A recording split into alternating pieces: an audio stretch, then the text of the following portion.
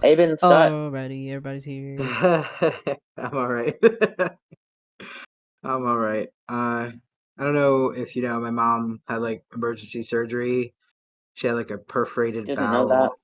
Yeah. Yeah, she had like a perforated bowel, and it was a whole big thing. And She back? she's currently recovering. She has to go see the surgeon tomorrow to see if she can get her staples taken out. Mm. She's out of work for a little bit, so it's she can't lift, can't do, she's obviously restricted on things. It's a whole lot. It's a whole lot. Is she home now? Yeah, she's been Good. home, but At it's a least she's lot. home and not like in a hospital, because you don't rest in a hospital. Like Mhm. that's the No, hard yeah, part no, of, they're always no. like time to poke you and look at you and make sure you're Two, alive. Yeah. yeah, 2 o'clock in the morning. Yeah. Something goes off. Yeah. Oh, Dawn But is I'm here in okay. the chat. Hello, Dawn. How are you? Hello. Oh, hey, girl. Hi, hi, Um. hi. Good to see you here. So, in terms of fun things to talk about, so yesterday was South Jersey Pagan Pride Day. That's the sort of like the sister event to Philly. We're right across the river from each other. It's really not far. Just right across the bridge.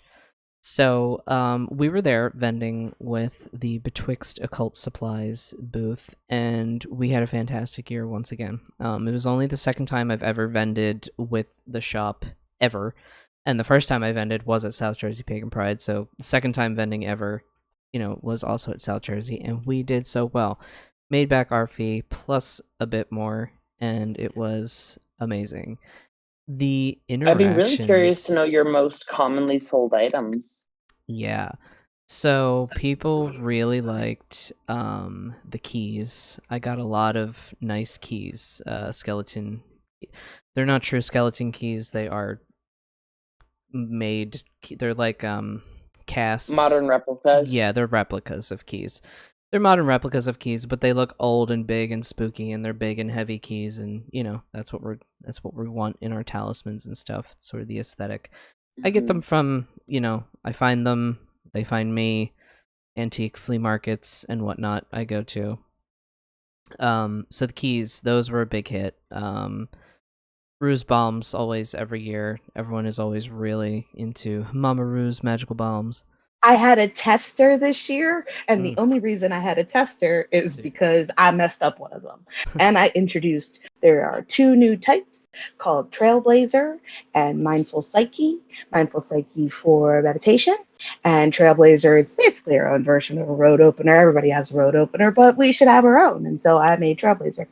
And you can find that on our website. Also, just want to point out, I put this face on in 20 minutes. Scott, do I look horrible? I did quick drag. Tell me your honest opinion.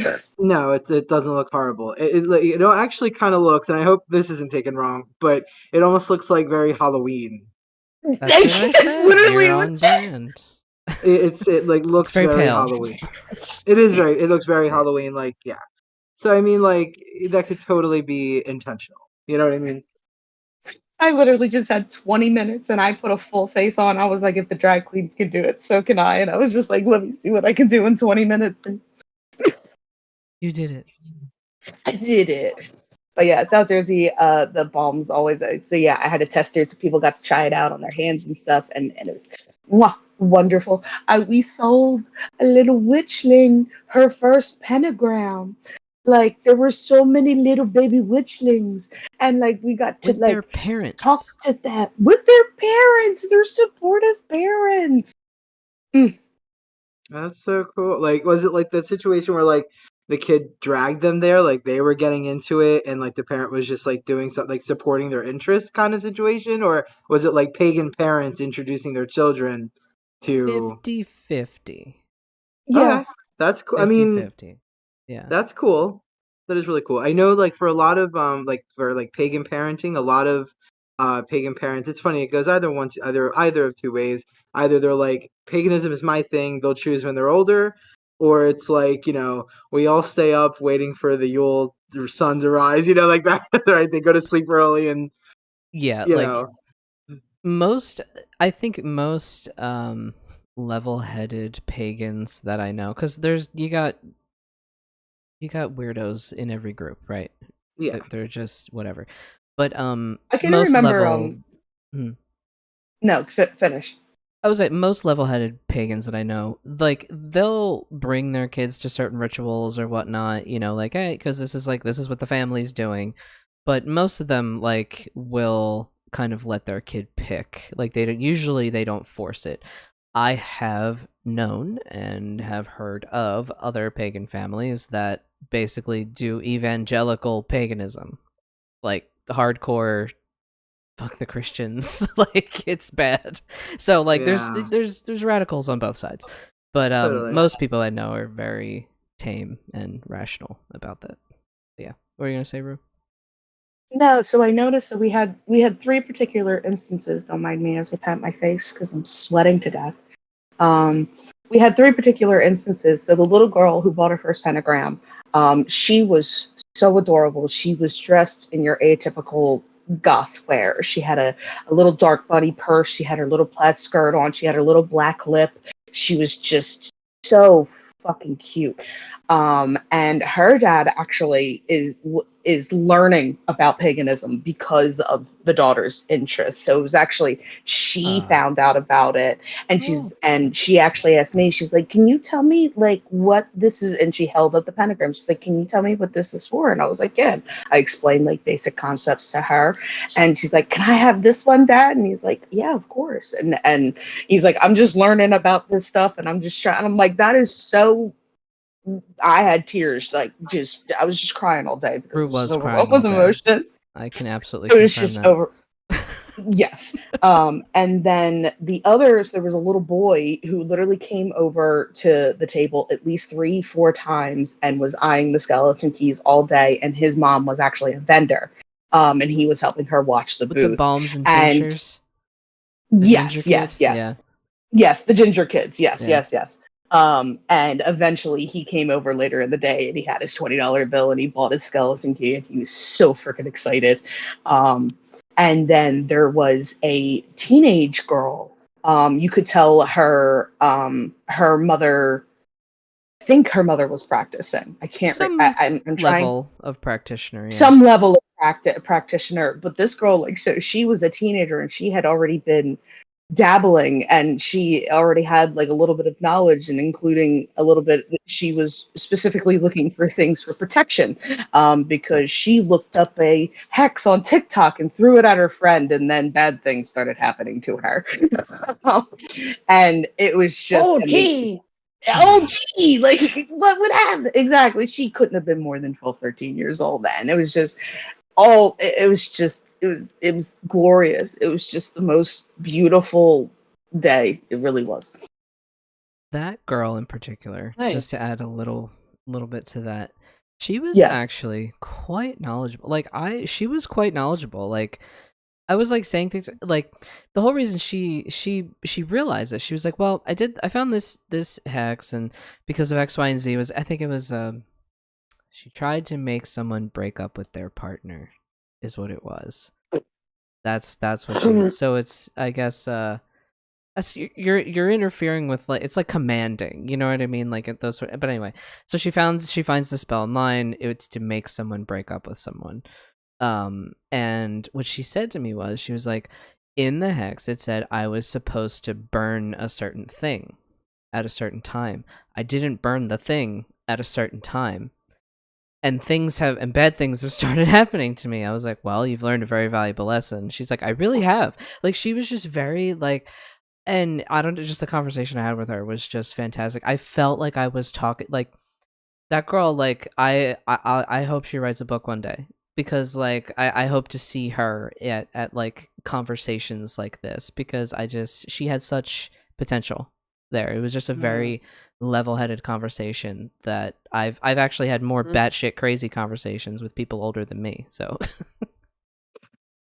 I see what you're saying. There was a rationality there that right. She was like, I did really it hard wrong. to come by in general. And now I need to fix what I did. I'm like, wow, that's really cool. All right. The worst part is like a lot of unfortunately a lot of text that I would be like, how do I do this for a young person? Because like there are ways to go back and sort of go back into spells and correct things. There are ways to do that. I know Jason Miller talks about that a bit in a couple of his books. But I don't know. They seem a little bit. Jason Miller feels a bit advanced for young people. Just as a just like as a book, you know what I mean? Like it seems a bit. He The also concepts might be a bit more mature. his writing is a bit academic-ish. At certain points, it can be. Yeah. Sometimes he writes very interpersonally, and then other times it feels very, smart. We were Can I know? huh? No, I was just saying. A side note: I got glasses, Yeah, and and you can see everything. I do see a lot better. The thing is that no one told me that they smudge constantly. Oh, yeah. Yeah, they Oh do. my god! All they do is smudge, and I'm Laughs just like, and glasses. I want but go on. LASIK I'm so so bad. sorry. Do you wear glasses, Sophia?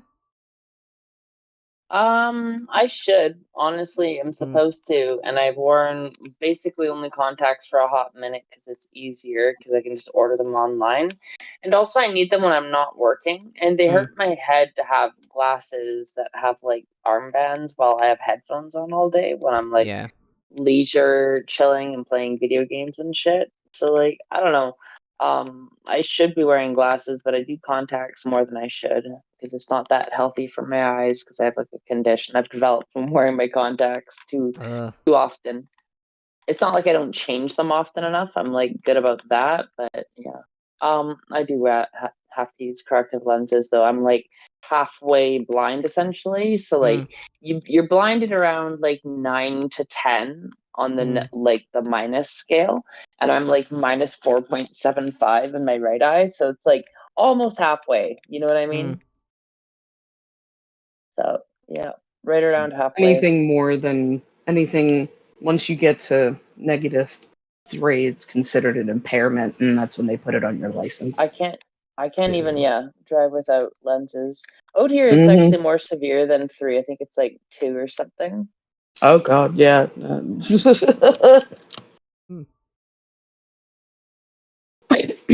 don't know though. Just realized my headphones are connected to both my phone and the tablet. I didn't know that was possible. I didn't know that was weird. possible either. We're in the future now. In the future. Otherwise, yes. any more interesting things happen at Pagan Pride Day? Yeah, some like funny people things. So there was, I say funny because we have to laugh this one off. So okay, so the first kind of funny / not funny thing was we heard there was a car accident, right? So you hear that, you hear 2 cars smacking into each other, and you're like, oh, everyone collectively goes, ooh. Yeah. It was an old guy. It like everyone went collectively more ooh when they realized it was like a classic like 1946 like Chevy, and the poor old man that was driving it was obviously impaired in some way, and he hit a parked car. He just like literally swerved like with his beautiful classic car. This beautiful classic car just destroyed, and I'm like, and the poor Subaru that he hit didn't have a scratch on it. A little bit. There was some dents I saw. It was like this much. Like I looked, I was like. So there was that. So that was just like a thing, that happened. Not really related to the event, but just a thing. And then what was the other thing? Oh, this person. So there was also a cancer walk happening around the park. Multiple so it's cancer like walks. multiple cancer walks. Yes. So those porta potties were getting slammed all day. Slammed. But anyway, and we were right in front of them, baby. We were right it's near fine them. Yeah, it's fine because I have to pee all the time, so it's fine. But so there's multiple cancer walks happening, and so like they would kind of like take a break from wherever they were, and they would kind of like come into the area and like loop around and look at like the vendors real quick. This one guy was really sweet. He was like, I was selling some old Athames that I just didn't really need anymore. And he saw one of them and he was like, "Oh, I really want to grab this, but I need to finish this walk. Like, I'll be back in like 30 minutes." And I'm like, "Yeah, I'll put it aside for you, no problem." And he came back, so that was cool. The one guy, he was asking me about the skeleton keys, and it's like, oh, you can look through them and see spirits, or sometimes they're for like opening ways for yourself. And I was talking about different things, and he goes, "Have you seen spirits through the keys?" And I'm like, "Sure, yeah." I mean, I very like, matter of factly said yes. yeah. Rue was like, "Yes." Like, because I was just And like, you don't see spirits with your eyes, so like I was trying to explain to him, you see spirits kind of more in here usually. Look, we're look, explaining to normies. We To weren't talking. normies. I know, but like that was practitioners. actually something I was gonna bring up that happened recently to me. I keep every year it creeps up on me when Halloween comes around. I'm like, oh yeah, it's just this time of year, do, and I'm like walking around, just being normal, and then you like see a lady come out in front of you on the street, and she's like very pretty, and her hair is done up in beautiful braids, and she lights up a cigarette, and you're like, okay, cool. You look down at your phone for a second, and you look back up, and she's not there. She's not anywhere. She just isn't even anywhere, and you're like, oh shit. Oh shit, no, she's that was an apparition. And I don't see it all the time, all the year, but like Halloween rolls around and wow baby, do you see some shit.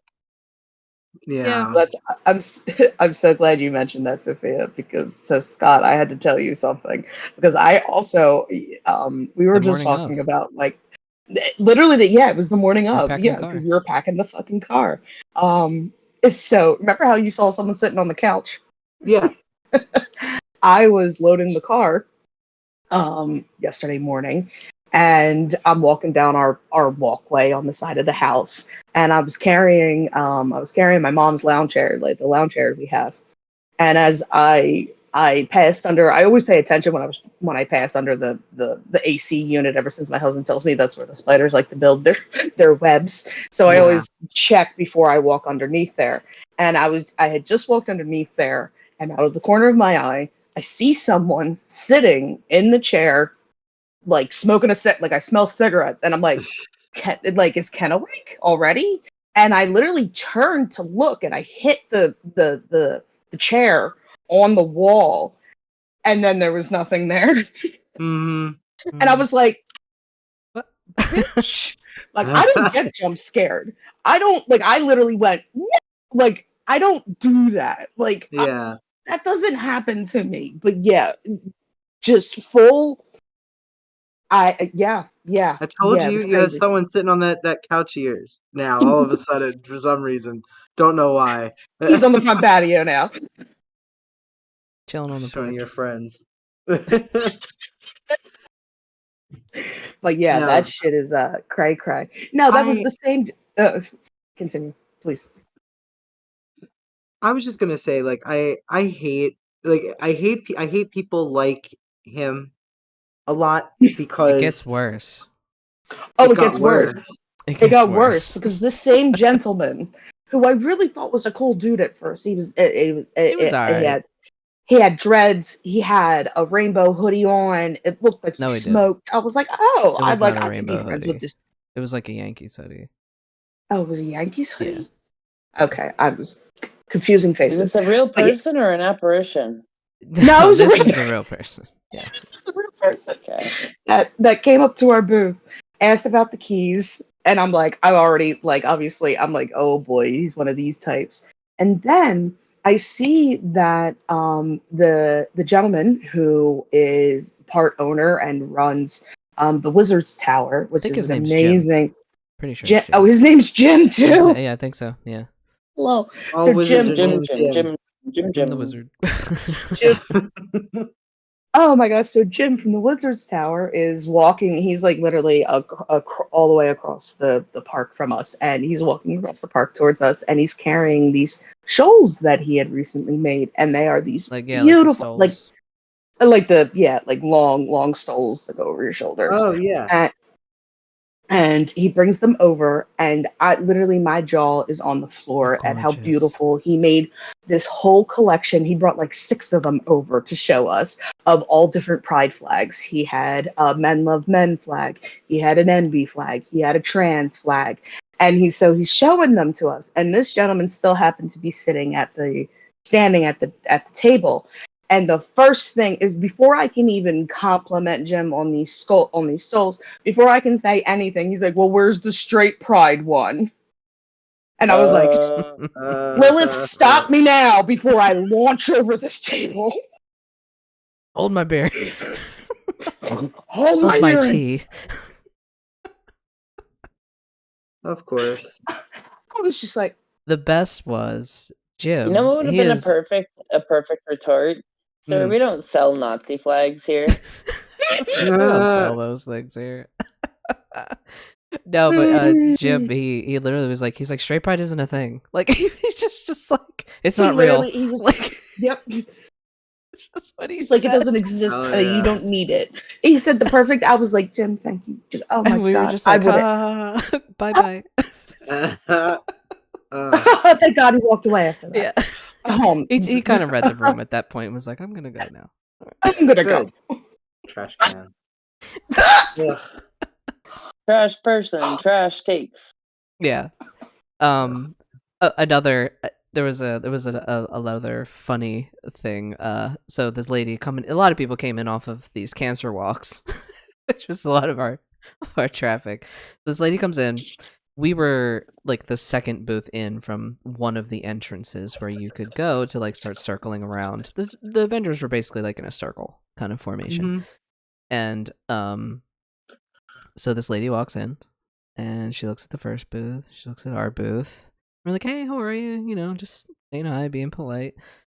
And she goes, "Hello." Like, it was the most like aggressive. Hi. Like, Okay. "Hello." And we were like, "Ooh." And then she gets to like the third, fourth booth and she books it right out of the park. She was like, "I am in the wrong place. I don't know what the fuck this shit is." Like, I'm out of here. I'm pretty sure I heard the same. Oh my woman fucking say, like, god. "Protect me, Holy Sorry. Mary," or something like that. Did Like she? she said some type of Catholic prayer. She was So that reminds me of a story. I gotta tell y'all. I met somebody at work 2 days ago who I worked with 2 years ago, who shall remain nameless, right? But 2 years ago, she was facing some serious charges in the court of law, and she was really worried about it. And she was telling me how she knows this like witch down in like South or Central America, like a bruja or whatever, who had like told her to do some stuff and like reached out to her about like what was going on with their situation, like knowing it ahead of time, that her friend had put her in contact with. And it was like the details were fucking super legit, right?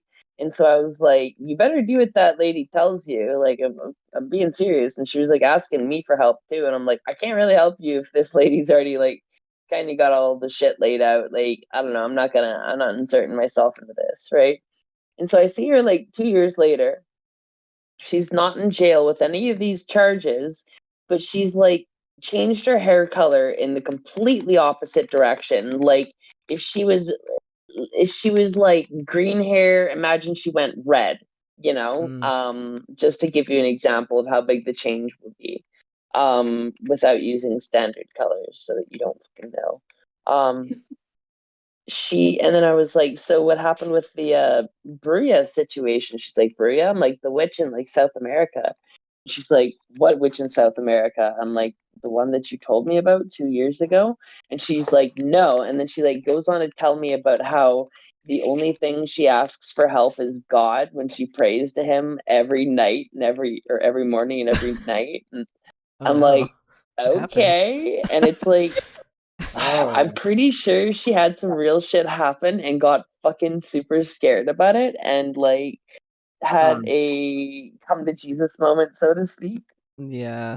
In quite literal sense. And yeah, I was absolutely terrified. And honestly, like she could have been lying about the whole thing from the beginning, and that's True. why like she could be like, I don't remember this, you know?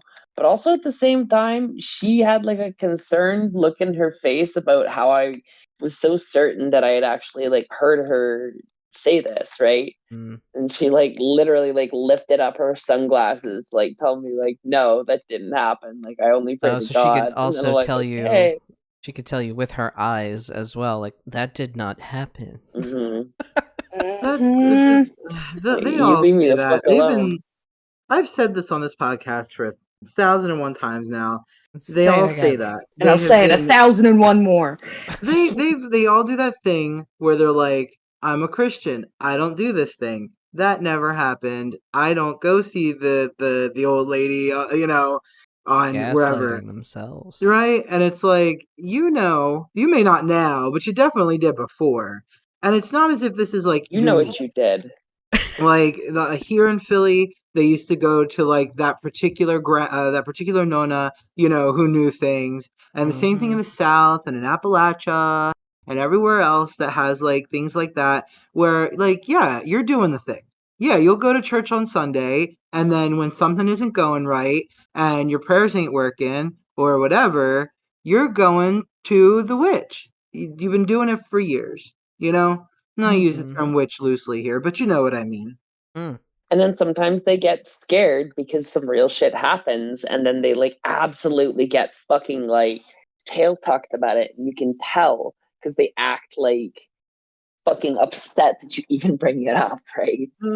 Right. I'm glad you Absolutely. I'm glad you mentioned using the term witch loosely, Scott, because that kind of was of like a topic that we were kind of thinking about. So like this has kind of been coming Also, up again. can I just one more thing to circle back to yesterday, also based on the witch, was the old gentleman who came over with his whole family, who was all very excited to look at our stand. But Grandpa was like, "You don't look like witches." Oh yeah, that was funny. You don't look like witches. Okay. Like witches? And I'm like, wait, green skin and pointy hat? Like, is that what you wanted? I could do that. They expect goth girls with black lipstick, eyeliner, skinny hips, and like big stompy boots. oh shit. Well, let me get on the starvation diet and get right on that. Jeez. And grow your hair out really long and dye it black and wear like those striped days are pants and gone. stuff. The only hair that's grown is the hair on my face and my body. The hair on my head is done. Same. I was gonna go hair grows on my ass. That too. They don't warn you about that. They should like ass hair don't the care. ass hair. Ass hair don't care. Ass hair don't care. That is what I want on it. I have this growing list of no context t-shirts. Ass hair don't care. But yes, Scott, so back to using the term witch, right? And then this old man being like, you don't look like witches. And then circling back to the fact that there are 1,000,001 people. Oh, right, there was another person that was like, are you guys Wiccans? Like the person that kind of like assumed that we were all Wiccans at the pagan gathering. So like, I want to talk about, we've talked about it before, but it's good to talk about it again, right? Kind of like bringing this back to labeling ourselves, right? Like we call this, the podcast is called Witches Betwixt. Probably when I started it, I definitely identified as a witch. Do I really identify as specifically a witch now? Me personally, no, but it's still like I'll use the term if I need to. I will describe what I do as witchcraft to give people a level of severity of understanding what I do. Right. But also that can be vastly misinterpreted by people from different cultures and what it means to do witchcraft to them by the nature of that word. Right. So it's like, I guess I kind of want to go around, like, what, as of right now, in everyone's practice, like, what is the term that you give yourself? Bitch. I'm Stop. Bitch. Clip that. Someone clip that. So, Scott, what is the term that you still use for yourself?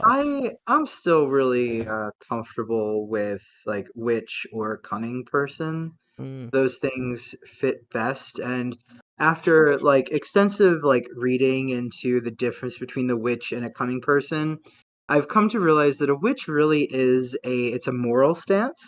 The differences between a cunning person like historically and a witch was simply who was taking the curse off of you and who was putting it on you. Who did you hire to take it off? And the person taking it off you was the cunning person, and the person who put it on you was the witch. But was the way. I'm they, closer to a cunning person, real talk. Like, if I were to do anything, it's usually the shit that helps people. I'm very seldomly doing some adversarial shit. You know what I mean? yeah, Yeah, that makes sense. I rarely do it too. The only reason I call myself a witch is because I will work with both hands, right? Yes. Right. And see, I'll like, do it if I this is a have. lesson. Sorry, go ahead. And then No, I'll no, say no. what I'm I just have to say. no. You're good. I was just saying I'll do it if I have to. Go ahead. You're good. This is a big lesson I learned when I was on like my big drive across Canada, and I had a lot of time to think. Um, Big I country. wish I could be just a healer, Mm, right? It would be nice, but I'm a queer trans woman, yeah. Mm-hmm. and I don't always have the safest circumstances. I need to be able to be a warrior too, because I don't have somebody to take care of me and to protect me, right? So, by nature of what I have to live through, I'd love to be just a healer, but I have to be both a healer and a warrior, you know? Mm-hmm. And I have to be the one to protect me because ain't nobody else gonna fucking do it, right? What is So, the community like out there? Like the pagan witch occult, I whatever. don't fuck with them. So you haven't tried to connect, like I you've don't, made I any mean, like, connections. I know some of them, but I don't really fuck with them because there's also like, I don't know. You get into some weird culturally appropriative practices with a lot of people, and there's like a lot of local politics and shit. And I don't like getting involved with that because anytime you get a critical mass of witches, you get a critical, um, a critical induction of drama. Let's say that. Yeah. And I Yeah. just Yeah. don't need that in my life. I'm not at the point in my craft where I need other people in the local community sense to be doing what I do. Like, even I've even had like a lot of close mage friends, and like I find that often when I'm doing group workings with other people, I have to give up too much space on what I would actually normally want to be doing anyways. You know what I mean? Because there's always some type of compromise, and if you're with somebody who has a strong personality who wants to do a specific thing, you often have to find some type of middle ground between what the two of you are trying to do, or the three of you, or the four of you, right? Or more. Yeah. So I don't know. I don't really fuck with the local magicians too much. You know what I mean? Mm-hmm. I meet some of them and I'll like give some of them tips and share shit, but like I guess what it is for me is I had a different experience when I was with connecting with the community that's out here, because like a lot of them have become like a second family kind of thing. Like there is a mhm, network that like we do know who our healers are, and we know who our mhm, diviners are, and we know who our energy work. Like we kind of know, like if I needed uh if I needed like a specialty kind of thing done, I know who to go to. You know what I mean? If it's something I can't mhm. or won't do myself, it depends on what it is. But yeah, so that's interesting when you kind of live a more solitary, I guess, sort of experience, and you don't have the backing of community, that you do have to fill multiple roles for yourself. Also, like, this might just be my experience, so take it with a grain of salt. But I find a lot of the witches in Toronto, just even community wise, they're very adversarial. Like, I part of the reason the weather is so goddamn volatile out here is nobody can fucking agree on what they want. People are always doing like, no, I want this, and like throwing their mage dicks at each other, so to speak. And like, you can just tell that's what's going on when you're here, right? And it's Right. like, guys, we don't need to, you don't need to, and they're like, shut up, and they're going at it, and they're like, I don't know, like I have a friend who's going through some shit right now, and she had to ask me to put on protection from her because somebody stole something from her so that they can use it as a sympathetic link to fucking throw spells at her, which then tried to like give her something to do to help toward her.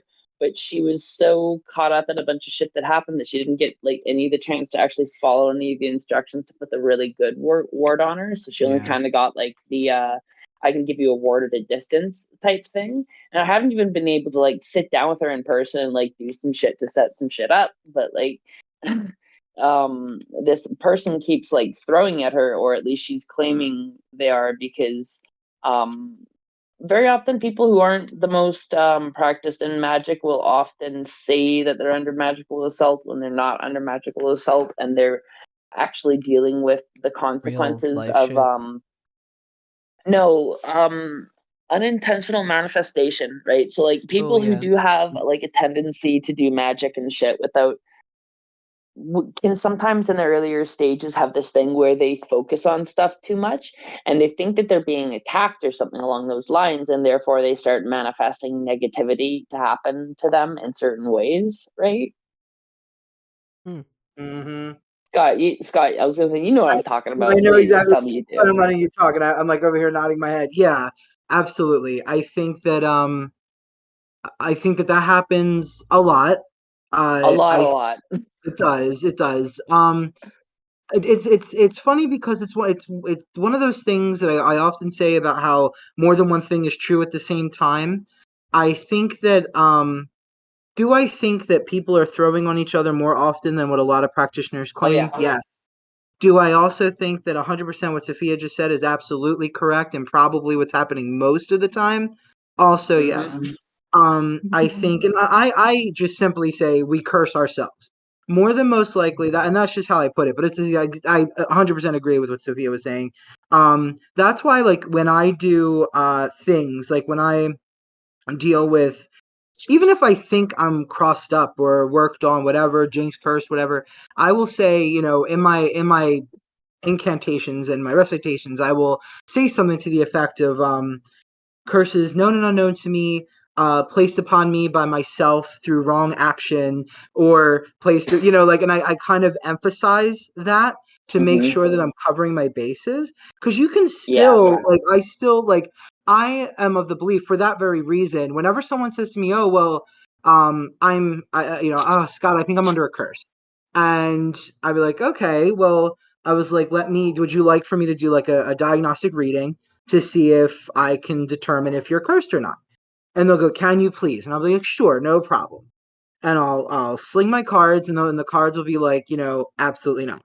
And I was like, "Okay." Or sometimes what'll happen with this is the cards will kind of be like, because I do standard like bicycle deck cartomancy with this, and sometimes it'll be like a split, like a perfect red and black kind of split, almost sort of like that cannot determine right now Magic 8 Ball kind of thing, which for me is often those tend to be telltale signs. But I always tell them, like, look, even though the cards said Telltale no. sign, because it's like, yeah, they're cursed, but it's Hey, not from someone else. real quick, for the Mm-hmm. fun of it, do you want to do that on the show live for me to see if there is somebody throwing at me or not?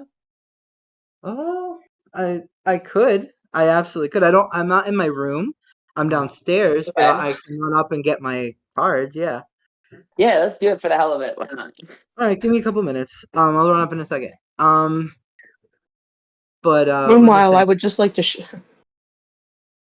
Meanwhile, Rue will provide this commercial break. Everybody should. I got this at Target. It's cuticle oil that has evil eyes in it. Or It's evil eye absolutely charms. wonderful. I've noticed ever since I've been putting it on my fingers. But just don't look at me evil anymore. So, So if you flip someone off, if you're using that cuticle oil, yes. My broken finger. I'm showing you my broken nail. oh right, The the only broken broken one. no. Also, I circling back to yesterday. Oh my God, got the biggest compliment ever like not in like someone like complimenting like me, someone so there was this woman, I should say, this goddess that was walking around the event. She just everything about her, just her makeup, her hair, the dress she was wearing, the jacket she was wearing, just everything about her was immaculate. And she was looking at our table, and I'm like looking at this beautiful woman, and I'm like, wow. I was like, I could never compare.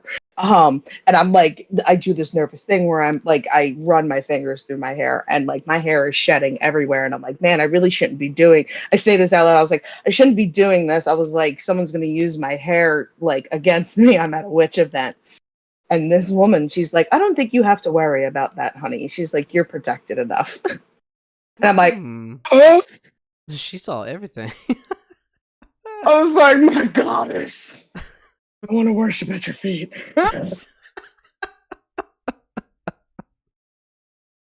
But yeah, that was like, I was like, it's just nice to be finally recognized. Right, yeah.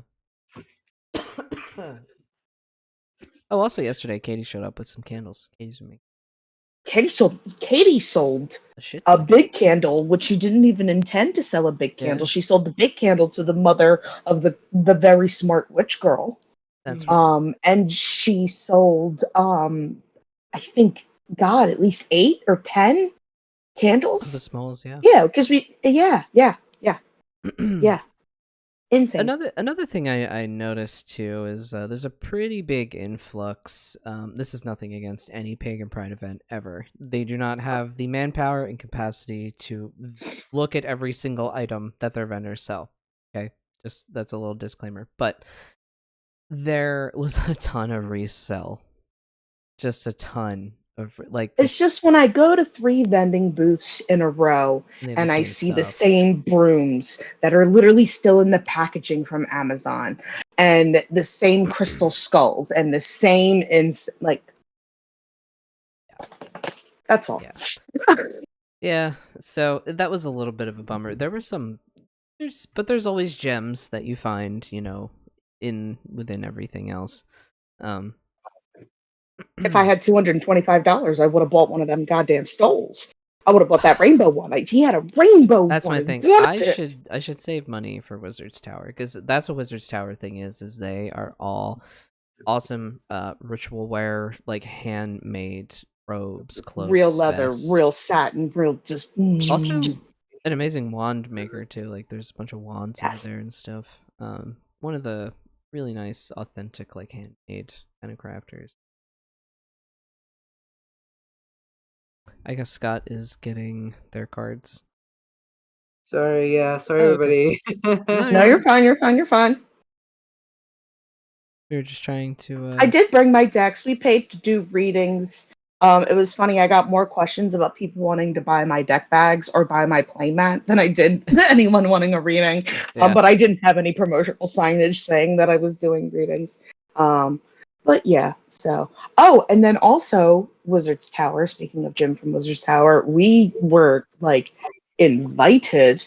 We keep an eye out. Witches Betwixt might be at Free Spirit Gathering. Free Spirit Gathering in Maryland next year, which is a week long. It's a pagan. Week? It's a week, baby. Oh, shit. It's I don't know a if week. we could go for the whole thing. Have to. I know. Anyway, that's a lot. I forgot it was a week. Yeah, it goes from August 5th to the 10th. It is 5 days. Right. It is a 5-day event. But it is super freaking cool, and it's just a massive, super awesome gathering, learning time with a bunch of witches in the woods and.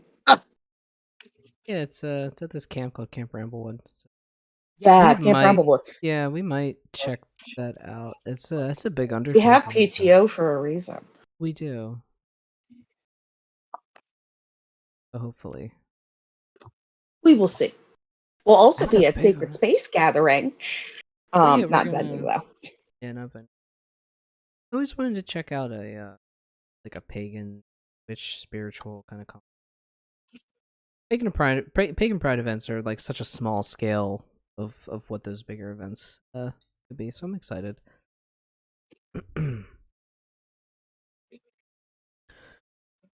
What have you been working on, Sophia? Hey, Sophia. Hmm. I'm so sorry, Jay. I don't mean to interrupt. No, go for it. So you got 2 out of 3 aces. So, definitely there's someone out there who just particularly does not wish you well. But with 2 aces, it often is like a connotation of like the Malocchio or the evil eye. It often is sort of curses that we do through sort of malintention of other people. It's the things that sort of, not a lot of people talk about this, but sometimes you can just throw maliciousness onto another person. A lot of mundane people can just do that.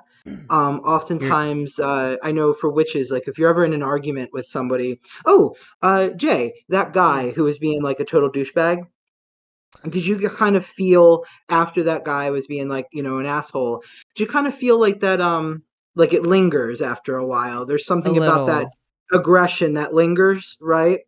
because you're just like, really, you gotta, yeah. Right. There is a little The bit of a aggression lingers. lingering. And sometimes when you dislike somebody, it's or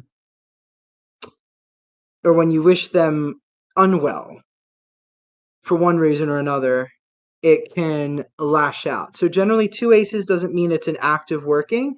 It means that someone is envious or wishes maliciousness on you, and by extension you are worked on in that way. But 2 aces tends to be pretty easy to get rid of.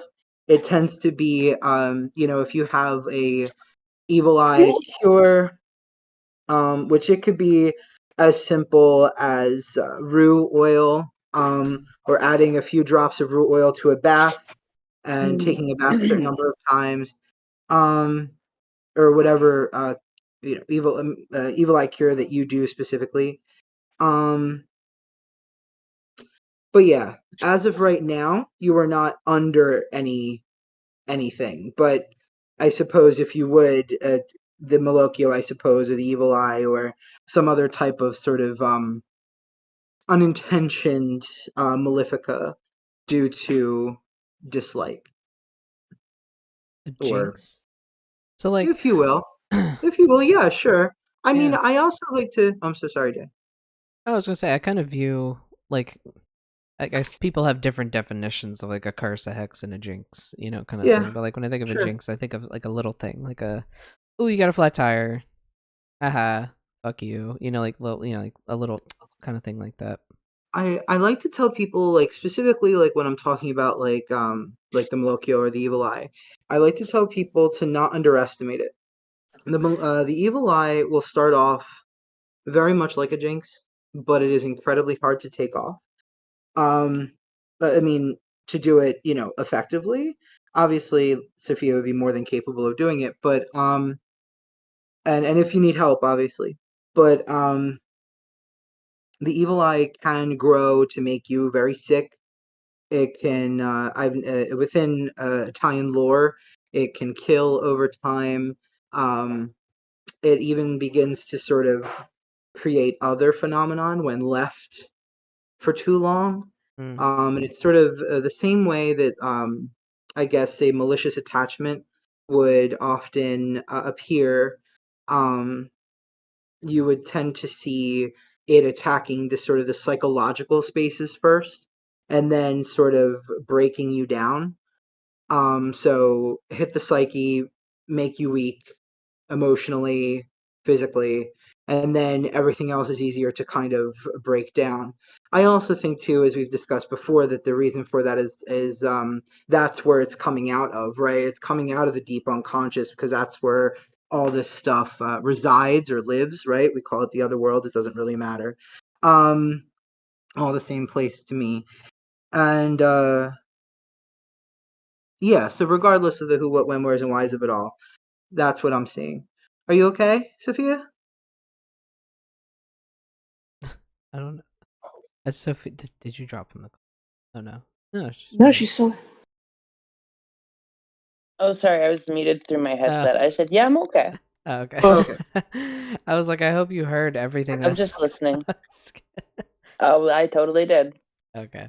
I have an idea on who the person is. Sounds like you're living especially if rent-free it's in not a someone's head. practitioner. I don't know that it's. I can't. The thing is that I can't be certain that it's not. This diagnosis is just like kind of a Mm. yes and. I don't really get anything else from it. Maybe after the podcast, we'll go into a little bit more divination to see if we can suss out Yeah. who it is. I could also do yes or no with these two. Yes or no's are fun. Cool. We'll suss some shit out after. All right. And maybe talk about some removal, because real talk, if you think that you're too big of a magician to ask for help from your friends, you're not, because everybody that I know often struggles with doing magic on themselves. It's one of the more Yes. difficult things. 'Cause you're too Absolutely. close. Mm-hmm. 100%. I You're agree. too close to your own bullshit sometimes, and so sometimes you need that No matter like, who you are. outside view. Mm-hmm. I've heard stories of like people who are like healers in their communities who will go to other healers for help with their issues, right? So just remember, if the professionals are doing it, it's okay for you to do it too. Trust me. And even if they weren't, it's okay for you to do it too. Absolutely. I almost 100% feel agree. like my magic works better when it's used for other people or for things outside of me. You know, like it feels like Laura it just works Tempest was better. just talking about this. I'm so sorry to cut you off, but I don't want to Oh, forget was that. she? Nice. Well, she was talking about something that reminds me of this, and I love what she says. So she talks about there's these sort of two schools of thought. For some people, magic is about power over, but Right. oftentimes Ugh. the animist perspective is the power with Yeah. community, Yes. power with the land, power with your family, power with your friends, power with your spirits, right? And it's the very animist perspective. You're not trying to gain control over something, but you're trying to I don't Live know. in a balance, a harmony. I have the with a power of God synchrony with- and anime on my On side. Yeah. Right. So it just was reminding me of that. Oh my god, speaking of, I love boba now. I'm even more of an otaku. I love popping boba. I got the oolong dragon tea with the popping boba and the can, and that shit was delicious. Spoken like a true Tars. That shit was good. shit was bussin'. It's the only term I've stolen from the children. I like that term. Bussin', because it reminds me of pussy. I like lock it in. Lock it in. I like haven't lock heard it that in. one. Tell them you gotta lock it in. Lock it in. Okay. It's like Oh, yeah, That's yeah. nice. I feel like there's so many uses for lock it in. It's actually really funny, and I fucking love it. So good job, Gen Z. Lock it in is 10 out of 10. But we're old and we're not allowed to use their slang, so. I don't give a fuck. I'll use slang that's from another generation. Yeah, I don't give a shit.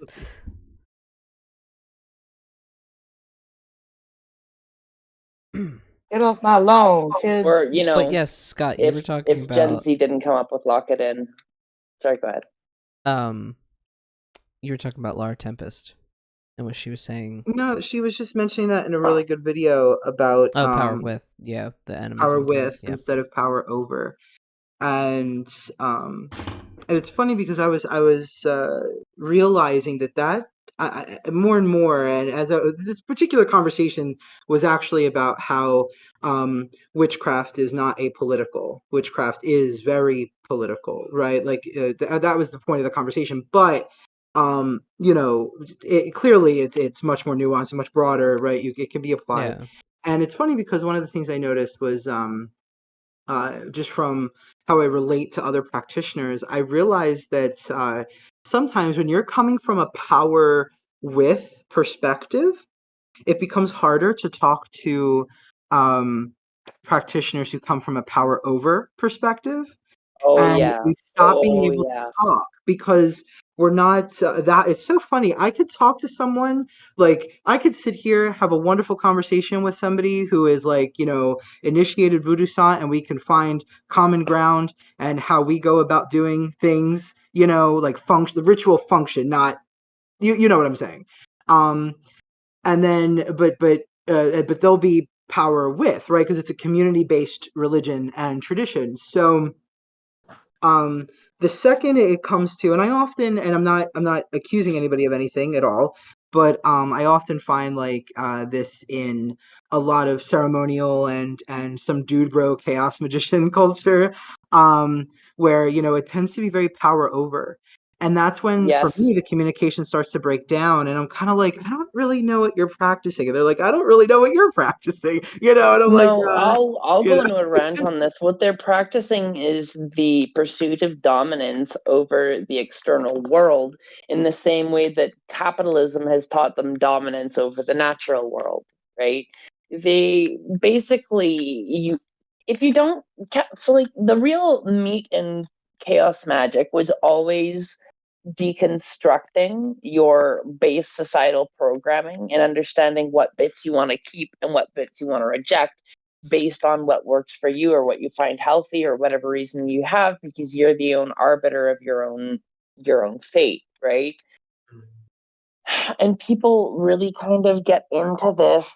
I go to chaos magic because I'm an intellectual and I'm here to transcend the boundaries of dogma and systems and utilize items that come from each culture or system that I find useful to me and create a hybridized system without regard for the culture or practice I am taking these techniques from. And that's kind of what leads into the power over crowd of chaos magicians, because chaos magicians is like such a wide group that it's hard to pin down just one type because there's so many different types, right? But the power over ones, they're always the ones who think that like they're objectively more powerful than somebody else, or they're the type of person who's likely to tell you, no, you're too small to do that, or you can't do that. Like they're always the people looking down their nose at everybody else because they gain power by other people believing that they have power in their mind. So they do this weird like social clout positioning thing where they play this game of what they're capable of doing to buff themselves up because it's all about sitting on top of the world and them becoming greater than, when in reality the whole point is understanding that you are exactly equal than, and that is the point. You're equal to everything else, including fucking God and fucking earthworm. Okay, so calm your tits down. Sometimes I No, wonder I if refuse. 100%. Sorry. 100%. But you like to calm your tits down, Rue? No, I was like, no, I refuse, and I just I refuse to calm these two. I refuse to calm these cities. These I tits don't- shall not be calmed. I wonder. That's another t-shirt. Oh, that's a good T-shirt idea. These tits will not be calmed. Let's do that one. Yeah. That's a good one. But these tits shall not be calmed. I have no shame. What was I going? Oh, these like ceremonial like magician dude bro chaos the dude bros, right? The dude bro The magicians. dude bros of magic. You get The the dude dude bros bros of in magic. every type of magic group. You get them in Wicca, you get them in You chaos do. magic, you get them You in do. fucking Tradcraft, you traditional get them. craft, you You get do. them in fucking new age groups, like period Yeah. end. There's dude bros and dude what do you call the dude bro version that's not a dude? I don't Isn't know. it dudette? I guess. I don't Honestly, even like I dudettes. find That's dude bro to be a very gender neutral thing to me. Because if someone is like, she's a dude bro, I'd be like, yeah, all right, I know exactly what you're saying. Like, I think I would understand. I know exactly Okay. what Sophie is getting at, though. Yeah. I know what you mean. It's But I kind of don't like know not what like the a gender equivalent would thing. be. I get it. Yeah. I get it. Totally, Um, 100%. dude bro always Which was makes me my- think which of an was what I- arguing guy with a fedora.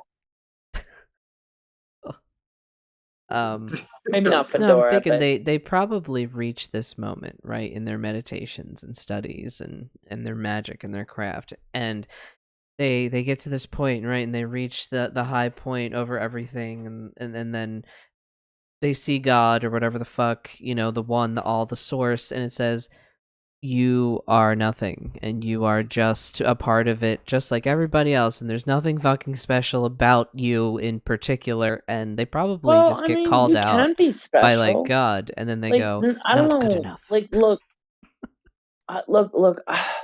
Everybody actually is special, though. Like, if you really go into your shit and you really practice and you work on yourself, everybody has a gift that is valuable and can contribute to the world in a great and powerful way. So it may sound really fucking cheesy and anime to hear this, but everybody is unique, and you do actually have something that you can do that is unique to you. And maybe like your family has this wow, I fucking totally tongue tied on that. Maybe your family has a specific thing that they're good at, that they've been doing for ages, that you can actually end up getting into. You don't know, until you start looking into it, right? Maybe there's age old pacts your family's had with like spirits back in your homeland, wherever it's from, that if you find out are just waiting for you to come home and do those sort of vague ritual things to show that you know who they are and what you're trying to do. And they'll kind of help you follow through and guide you. You just have to like take care and like really be honest and look into yourself and like look into where you come from if that's important to you. Because sometimes it's not. Sometimes it's more an external thing. Like, say you maybe really connect with the element of fire and it has nothing to do with where you come from. That's a-okay too, right? Whatever really resonates with you, it comes into what makes you special, right? And you don't have to change yourself or try and fit into some envelope or box for that. You don't.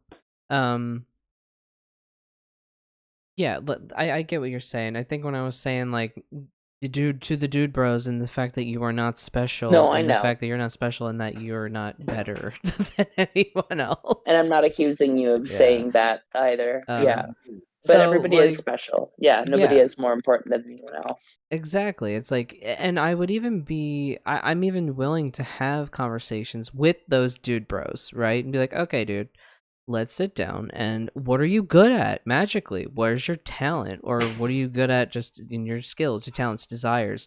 What do you bring to the table? Or are you not at the table? You don't want to be at the table.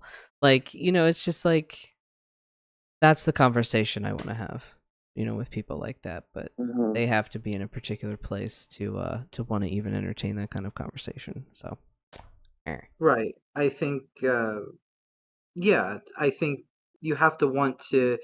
Power with takes a lot of character development, inner work. yes, Because humility. I've said before, I got into magic when I was younger because I felt powerless. Right. And I wanted power. And I do enjoy the powerfulness that comes with magic, but as I've gotten much older, I have a much greater need to how do I put this? I want to have power, but power for my community. I want to have power, but power for my family. Like it always comes down to like I want to have the power to get my needs met. I want to have the power to protect the people I love. I want to have the power to live a life that I'll be happy to have lived when my time comes to part from this world. Right? Like those are the kind of things I want power for. Yeah. Right? I don't want And if power you notice, they for. always involve other people. And like Like, real talk, wanting wanna- power isn't necessarily a bad thing when you live in a world that necessitates you having to gain some type of strength to make any type of difference, when we're all so collectively getting fucked by a system that doesn't really benefit the vast, vast, vast majority of us, and literally enslaves people and destroys the natural world and fucking annihilates people's health and like lies to people and manipulates people and pits them against each other. Like, you almost have a moral obligation to try and get strong enough to do something about it, right? So Yeah. like, I'm not saying you have to, but if you want to and you're feeling like you don't want to like just lie down and take that shit, then at least make sure you're coming at it from a good place and you're going to not lose sight of what you're doing it for in the first place. Very true. Hmm. It's funny because somehow this conversation is still reminding me a lot of a video I had sent Jay earlier, um, talking about the titles that we give ourselves, like witch Mhm. and cunning person.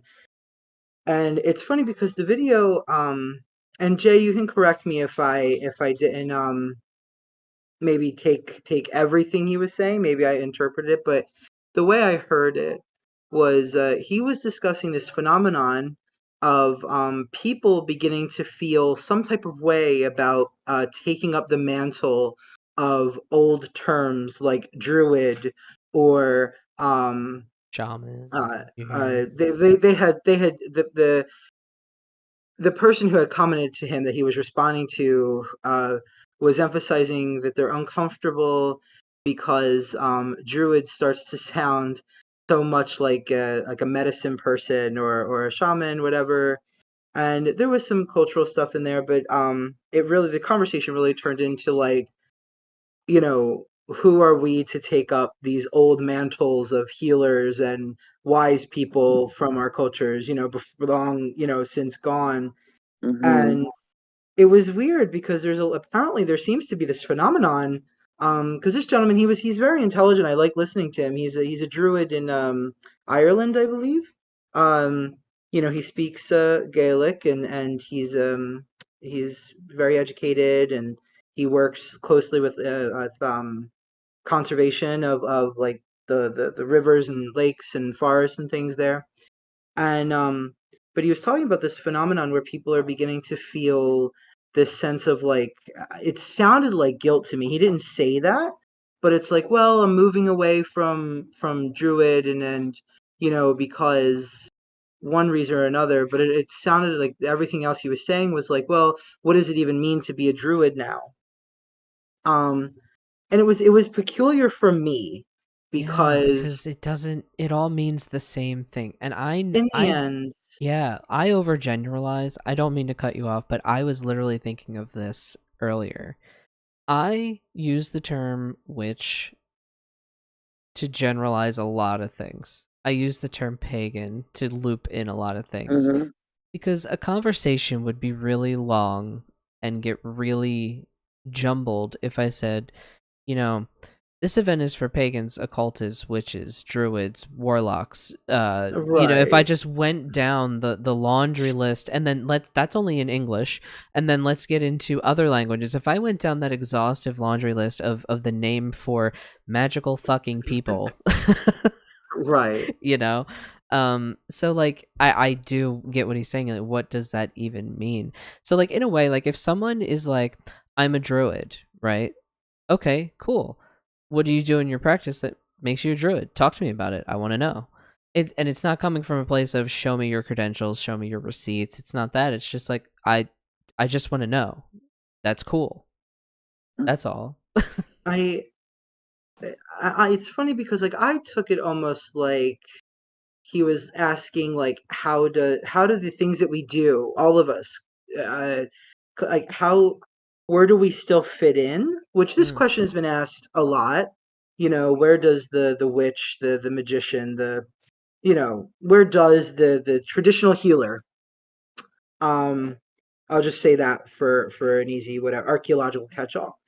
But where do we still fit in? That's kind of what it sounded like. And I right. think that there's also this push too of sort of maybe rallying too hard against tradition. I'm all for breaking boundaries, and I'm all for growing tradition, but I also think too it's sort of like this, well, druid is old and now I want something, or this is old and I want something different. And I'm seeing it a lot with like in pagan spaces. I'm seeing it in witch spaces where now we're moving to like a lot of witches are moving to spiritualist, Hmm. and The which isn't spiritualist movement is back. I guess, which I don't have a problem with. I'm not trying to make a It wasn't problem with terrible. anything. I'm not being not pooping on anything. But I do wonder a couple of things. One, why can't tradition be something that we honor? Still continue the tradition of the Druids. There are many, I know, indigenous young people who are really all about returning to their traditional roots, moving away from Christianity. Um, I know, uh, in general, it's a big push in the non-pre-Christian religious movements. It's kind of like take what we're able to reconstruct, right? Right. And with Celtic stuff, I mean, forget about it. Like we have what we have.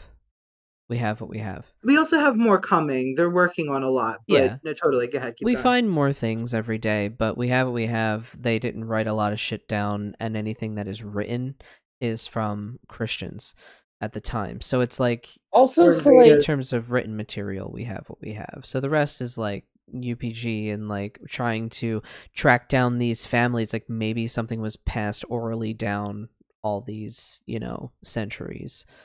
Maybe. I have a huge rant to go on to though about this because like yes, it's important to get all the information we can, especially if like your culture has been assaulted and know where you came from and know what pieces of history we do have. But also at the same time, please do not forget that your ancestors, no matter who they were also innovators and came up with this stuff themselves. Yes. If your culture has been devastated, it is just as valid to create new stuff because that's what they've been doing from the beginning to begin with. And you can build off of what you have and make new iterations, and it's just as valid. There's very often this clinging to tradition, to cultures that have been devastated, where they no longer, not no longer, because like some are really good about not falling into this trap. I'm not going to name anybody specifically, and I'm not pointing fingers at any culture specifically, but just don't forget. I've seen. I'm basically pointing this out because I've seen a lot of people say like, "Hey, that's not 100% traditional," and it's like things people do iterate though, and that's the thing. Like we tend to try to lock in some past as though like in that past people didn't iterate themselves. And don't forget, yeah, that's basically all I have to say. I just gonna be talking in circles on it. That was 1 mil. perfect. That was Yeah. literally. I'm over here like snapping like I'm at a Yeah. poetry I club. was like nodding. I was like, yes. That's really what I was 100%. getting at. Yeah. Yep, that's what I was trying to get at. Right. So it's like we have what we have. That's documented. We have the hard stuff, right? The stuff that we were able to salvage. We have the salvage. Now we need to rebuild. Well, it's just like if you're restoring an old Victorian house, you're not going to have access to all of the same materials that they had at that time. So you have you can to make it do. safer even because you don't have fucking lead paint. Can make it better. That's why we make our rituals more gender inclusive. You know what I mean? We're not like, making things like based off of gender and sex and stuff like that. It's also like kind of like I was saying this. I was in a workshop yesterday at South Jersey Pagan Pride, and I was like, we don't sacrifice animals anymore. You know what I mean? Like it used to be a really big part. Some people still do. Some people especially if they're going to eat it. A ton of people still do. Right. The point I was making That's more is the country majority. Magic, it's city magic's a little different. Right. No, actually, I'm just gonna say that's straight up a country versus city difference because a lot of country people do that shit. Because if you did that here, you will be arrested very quickly. Well, if you slaughter a goat, you're gonna make curry with. Like I don't know. It's funny, because I yeah. But what I was saying is, like we don't sacrifice animals anymore, right? But the reason that we sacrifice animals is animals were our, I hate calling them assets, but they were what are our assets now. Highest value thing. Yeah, they were of a very high value. Like our cars, our horses. You know what I mean? Because like, let's be real. You don't actually have the need for money. You have need for basic survival commodities. They range from the following: food, shelter, warmth or cool, depending on the season, water, community, clothing, medical care and support, education and understanding of the self and the world and your place in it, and navigating the external world, such as like nature or the civilization that you have built for yourself, right? There's probably more than that too, but I can't necessarily think of it off the top of my head. There's also like spiritual things on like how you interact with land and like what your culture has developed over time, because like spiritual shit is developed by cultures for a reason, because it works, because it's actually real, you know. People don't just like to come up with cool silly stories for the sake of belief. I mean, like in some places they literally do, they will just tell stories for the sake of stories, and that's also okay, right? But a lot of these things that I'm telling you, they're not just stories. Yeah. And so there's nothing And wrong who's to with say that stories rebuilding. don't become real if told enough? Exactly. That's right. It's just like this whole the whole conversation with Agatha all along and the triple goddess situation, Oh, right, yeah. right? The And that Maiden Mother argument's Crone coming up thing. again. And Yeah. I was like, you know what? Technically Triplicities have speaking, been in every fucking Triformis, culture. right, right. I think technically speaking, the Triformis goddess is historical, but not in the way that it's often represented, Maiden Mother Crone style. It Right. was a bit different. Yeah. But But I the idea do of say 3 now, has been there. right, I think the collective understanding of Triformis goddesses has become that. So for those who pursue, for those of us practitioners who see their goddesses as a Triformis being, I think at this point they're, as we will it, so it is. You know what I mean? Like, and I think that that's kind of that's the way it is now. Even if it wasn't precisely the way it was before, and it might be a bit changed for modern sensibilities, or current sensibilities, but technically speaking, there's really nothing wrong with the Maiden Mother Crone or the Sage. There's like a It masculine just version. represents the phases of life that Life, you right? go And I think through. right. Like your young phase and your like adult phase and then your like old and dying phase. Like that's kind of it. That's kind of what we're Right. talking about. I think so also too because I want to make this point because I know we're going on time here, but Yeah, we'll have to wrap up in a minute or two. another point just to kind of round off the conversation because I made a couple points. As far as when and where and all that, who to take up which mantle and when, I think it's important when you're taking up a name like witch, for instance, or a cunning person. I'll talk about the things that I call myself because that's what I work at. That's what I strive for. Um, when it comes to my practice, I try to make sure that I can be as accessible to people as I possibly can be. So, doing a reading for Sophia or, a neighbor who's like, I think my family member that just passed is unrested. Can you help guide them to where they got to go? Whatever it may be, right? Some people are like, hey, Scott, I have a cold. Do you have like an herbal, like a simple herbal, recipe? These are things that have actually happened to me. These are things that I have experience with. Being involved in your community, being in one way or another, right? Helping people in your community, even if you're not necessarily a trailblazer, right? You might not necessarily be an activist, whatever you, but be there when you can. If you have a skill set, then use it, and that was the point of the cunning folk and the witch, essentially.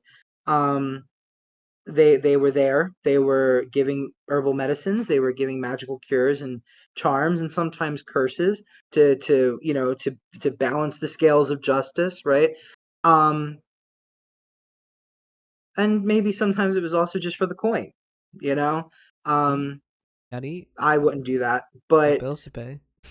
Well, I was saying I, like if you need the money for a thing, Or you mean being shady? That's just I meant like cursing someone that maybe didn't deserve it. That oh isn't yeah, really my style. yeah, no. But there are left-hand practitioners that will, and Yeah. I've known and I've in the past been friends with some. It's not my thing, but in the end, the traditions that people, all these things that we're trying to come back to. Even I'm also studying a lot of the religio romana, the Roman religion. Um, they're all community based. People love. You can't just love the aesthetic of this stuff. There's a point to all of it, right? There's Mm-hmm. context. There's context, but it had a point. It had a purpose. It served a purpose, which is why it's an archetype, right? Which is why it came into even the psychological, the Jungian archetypes. You know, um, we've always had this the world over, and you have to know even if you have to figure it out for yourself where your title fits in today, and your title doesn't have to be the ashes of the past. I've said before, tradition is not the worship of ashes, but if the continuation of a flame. You are tending to a sacred flame that has burned for thousands and thousands of years. You are carrying ancestral wisdom and tradition and medicine through the ages. Yes, as Sophia said, it needs to progress, obviously, but that does not change. The work. It doesn't change the work, and it doesn't change the sacredness of it. You know what I mean? Just because, sure, Mm-hmm. it came out of today. You know, my mom said to me the other day, she goes, I forget what we were talking about, and she says something about she asked me if I anointed her phone or something for like while she was scrolling. I was like, no. I was like, but I could do that. She was because she was like, did you put oil on my phone? She was like, I thought you were doing some magic on my phone. Because that's right. She got a dollar bill or a bill money. She got like paper like money, but someone must have had it in their bra or something, and their perfume was like saturated into the bill, and it like got everywhere. And her phone like smelled of perfume, like reeked of perfume, and she thought I anointed her phone with something to like help her with something. That's funny. But just the fact that she thought of that because she listens to me blather on about magic. But that's not traditional. There was no cunning person anointing a cell phone, No. But I would, Mm-hmm. and I think about that because I spend time around people who are part of traditions that are nothing like mine. But what it causes me to Mm-hmm. do is it makes me go, well, what can my tradition do? You know what I mean? Like, how can I use the framework of what I practice, the systems that I practice within, and how do I progress, right? How do I catch up? And that's how. Yeah, I work a lot with green spirits and things like that. I can totally make an oil to anoint a phone. If you're on a dating app, anoint your phone with a freaking love oil or a lust oil. You know what I There mean? you And go. go get a date. Or if you're looking for a job, if you're using your whatever technology to find a job, anoint it with. You know what I'm saying? That makes All sense. yeah. So sorry, I went on a rant with the accident. No. No, you sound amazing going on rants. It was Okay. like you were almost reading out of a book. Thank you. When are you giving a workshop at one of these Preach! Pagan Pride Oh events? God. When I have when I work on this confidence issue I have, when I stop saying sorry for everything. For being the one leading the What if we discussion. did a Sorry, spell? I'm leading this Hey, hear me out, discussion. hear me out, hear me out. Scott, what if we did a spell to help give you like confidence? Ooh. I would actually love help developing a confidence spell. I mean, I'm working on it, Yeah. but when I realized though, like it's funny, a lot of because other areas of my life I'm better. Mm-hmm. But when it comes to the witchcraft stuff, I am getting better. I am like I want to give myself some credit, but It's I because do of the recognize. imposter syndrome kind of thing. Yeah, but I do recognize that sometimes I might be a little shell shocked because I was unfortunately in the midst of that 2000s, you know, that upheaval where like suddenly like when the whole like what is your witch resume look like, Yeah. and Mm-hmm. it's the only way I'll respect you. I was in the middle of all that. Also at the same time I was going through severe neuroses. I was completely untreated. So like I think that I'm a little bit traumatized by how being, completely in the throes of deep neuroses and severe disassociation and sort of not being able to be, I want to use the word rational, but I'll just use it because it's just easier. And I think that people saw that and they couldn't respect it, which I totally understand, right? I don't blame anyone. But I think that I still like feel that. You know what I mean? Like I still feel like I'm that same unhealed witchlet trying to be like, take me seriously, But I do know now because I'm much more adjusted than I was then anyway. And I do know now that how do I put this again? Like I don't blame those people. I don't resent them. Now it's just really about working on myself and trying to get to a point in myself where I can finally sit down in front of people and kind of be like, this is solid advice, and I'm not going to sit here going, what if you're lying to them? Like, but you're not, and like it's like, but I am working on it. But a spell would be nice. I would still very much like a spell. So if you can help me develop a confidence spell, Yeah, we could pour into it as a group. My magical task list. I have a list of things that I need to craft spells for. Do you really? I do. I've created a running list of things that need to be attended to. I don't have a physical list, but I do have like a mental one. Yeah, I had to make it. I have this problem, like that imagery of the Pensieve from Harry Potter. Like I just have to take the things from here and put them somewhere else, kind of thing. I have to put it on paper or writing in some form. But thank you everyone who was here in the chat. I'm slowly catching up on the backlog of editing. My problem is I just really hate sitting at this computer chair. That's my problem. Because I have to do it all day for work, and then I don't want to do it for hours editing. So instead of trying to do one big batch edit where I sit there for 6 hours, I'm just trying to do like one at a time and get them all out. But yeah, I feel like we're just in a really good place with the shop and with the podcast and with Pagan Pride, and we're just moving in such a good direction. For everyone also listening, I forgot to mention this early on. The shop will be getting oils and probably sprays at some point, designed and curated by yours truly. One's already coming out on the shop, and it's going to be. Can I talk about it, Jay? Yeah. One's going to be coming out for the keys. The oil is specifically designed for opening the way, but being protected as you do so. So if you get and you could just get the oil if you already have a skeleton key or a key that you find that you've consecrated or whatnot. The oil is again designed to aid you in spirit sight. It's designed to sort of protect you while you move through the other world. So it's good for psychic work and protection, pretty much mediumship, psychic work. And I had Jay do a ritual consecration at the Hour of Saturn the other day.